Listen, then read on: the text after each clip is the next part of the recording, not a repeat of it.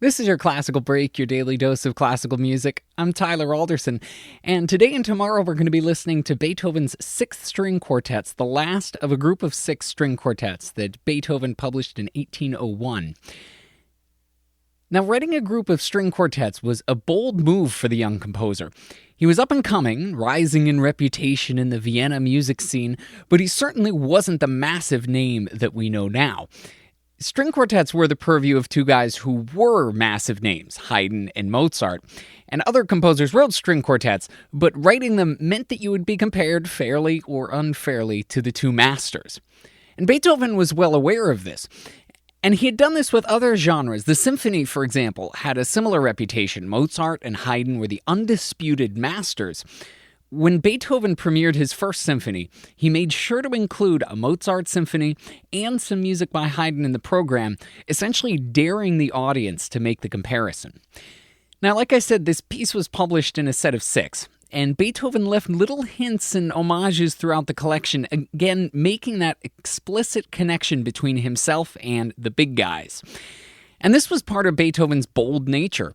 Rather than shying away from the comparisons, he was actively trying to use them to put himself into that conversation of great composers of Vienna. Like the symphony, Beethoven would eventually stretch and reshape the ideas of what a string quartet could be. But in this opening collection, we're mainly hearing him continuing the legacy of those who came before him, adding his own little touches here and there. One of the major developments that Haydn and Mozart helped along was actually called the development. We've talked about the sonata before, its way of organizing a longer instrumental piece into multiple movements that are all connected. You can listen to the episodes on Haydn's Lark Quartet and his 47th keyboard sonata for a bit more on that.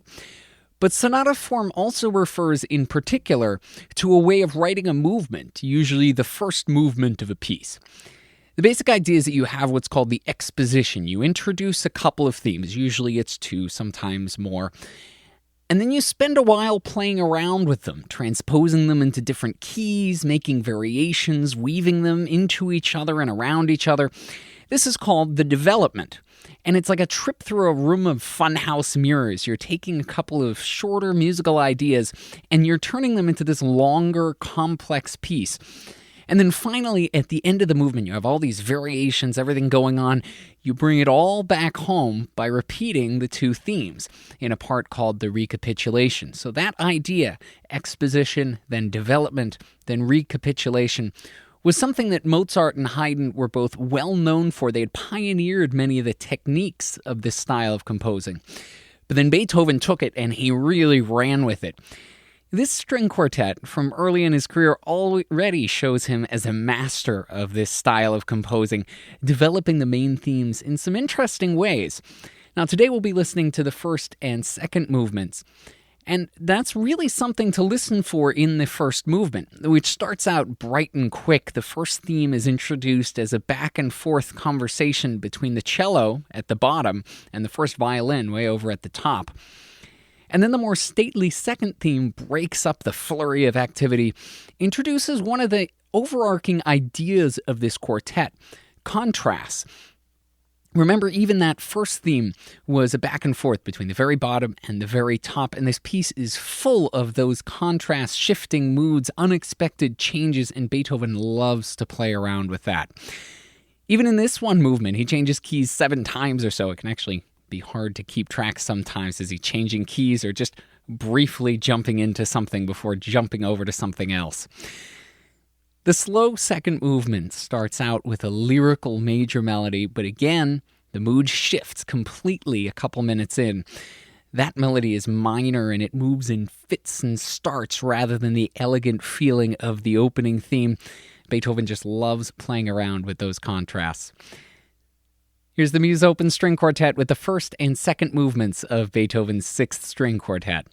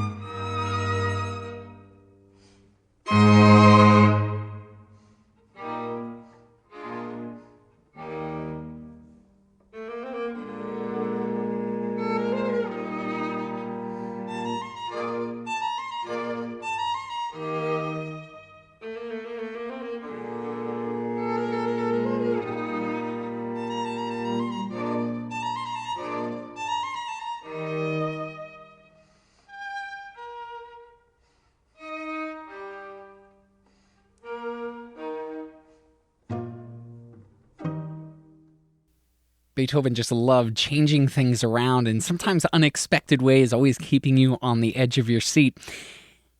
And it shows a bit of what was to come. Beethoven would take the order of the classical world and start injecting a lot more chaos into it to bring about the Romantic era. Thanks to Musopen String Quartet for putting that up on musopen.org. And thank you for listening. If you have the chance, please rate and review this podcast wherever it is that you're getting it. It would help out a lot. I'm Tyler Alderson, and tomorrow for your classical break, we're going to be finishing up with Beethoven's 6th String Quartet. See you then.